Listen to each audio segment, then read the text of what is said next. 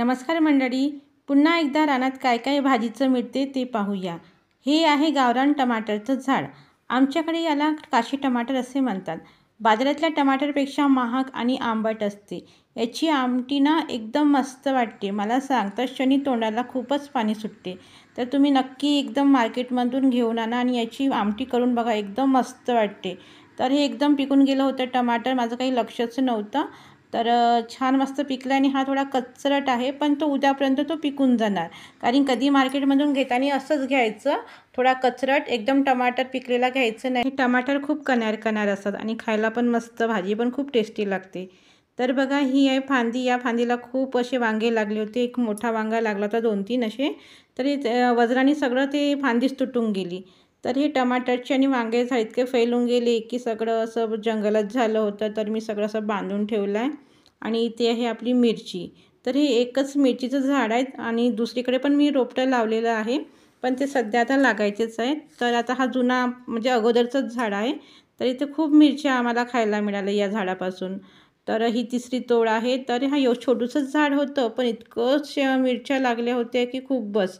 तर मी छान आता हे तिसऱ्या वेळ झाली मिरच्या तोडून राहिलेली आहे।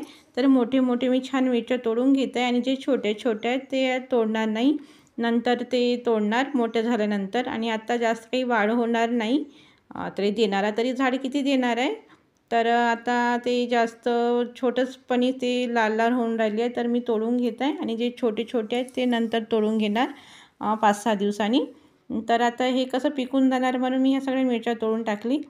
तर बघू शकता आता पुन्हा इथे छोटे छोटे मिरच्या आहेतच, तर मी नंतर तोडणार।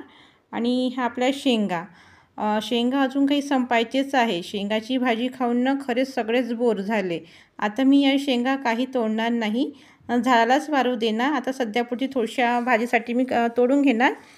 नंतर ते वारल्यानंतर आपल्याला शेंगाच्या दाण्यापासून उसळची भाजी पण करता येईल। नंतर या शेंगा वारल्यानंतर तोडून टाकायच्या आणि उन्हात छान वाळू टाकायचं, मग त्याला ठेचून त्याचा बिया काढायच्या। तर बघा, या शेंगा आता मी सध्या थोडंसंच भाजी करता तोडून घेत आहे।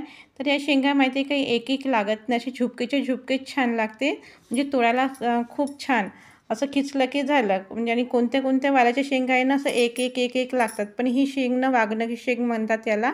खूप मस्त टेस्टी वाटते आणि तोडायला पण खूप सोपी।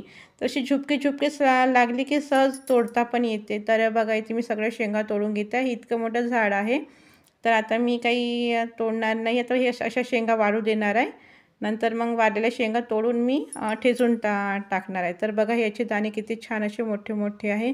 मस्त वाटते याची भाजी, खायला पण मस्त। आम्हाला सगळ्यांनाच आवडते, पण आता किती दररोज दररोज खाऊन बोर होते ना। आणि इथे आहे वांगे। तर बघा, हे वांगे आपले अजून संपायचेच आहे। वांग्याचे झाडं पण जसे 4-5 खूप आहे आमच्याकडे। तर इथे खूप मोठे मोठेच वांगे लागले, याच्यापेक्षा मोठे वांगे होते। तर आता मी भाजीचं नाही आहे म्हणून मी तोडून घेत आहे। तर माझं कसं आहे, मी एकखट्टा भाजीचं तोडत नाही, पण आता व्हिडिओसाठी मी तुम्हाला दाखवत आहे। जर मला भाजी करायची राहिली तरच मी तोडते, पण कधी कधी कसं होते घाई गडबडीमध्ये मग मी दाखवणं विसरून जाते। म्हणून म्हटलं चला आज पूर्ण भाजीचं आपलं दाखवून घेऊ। तर कधी कधी का होते, आपल्याला थोड्या मिरच्याच लागल्या तर मिरच्याच थोड्या 1-2 भाजीसाठी आपण तोडत असतो आणि मग राहते एवढे शिल्लकच। आणि माझ्याकडे पुन्हा हे तुरीच्या पण शेंगा आहे। तर बघा, ही तुरीच्या शेंगा डबल लागलेला आहे, पहिला तोडा झालेला आहे।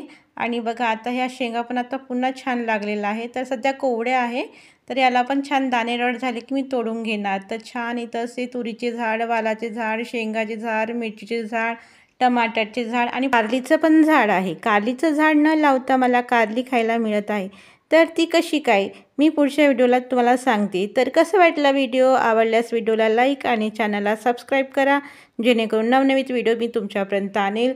तोपर्यंत भेटूया नेक्स्ट व्हिडिओला। धन्यवाद।